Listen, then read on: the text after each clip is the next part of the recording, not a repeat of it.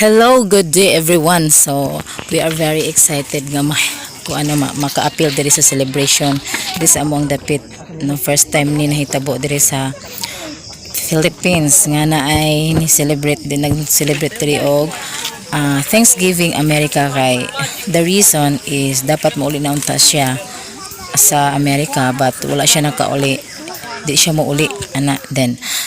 diri na lang niya giheld instead aside from gusto niya unta mag-celebrate kanang pizza burger with hot dog,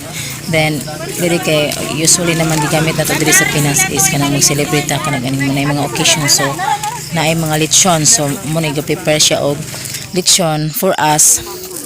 for para diri sa mga kuan kanang mga tao diri sa laundry area kay diri niya giheld sa amo ang labhanan. So nagtipok-tipok may kami mga silingan diri dapita nga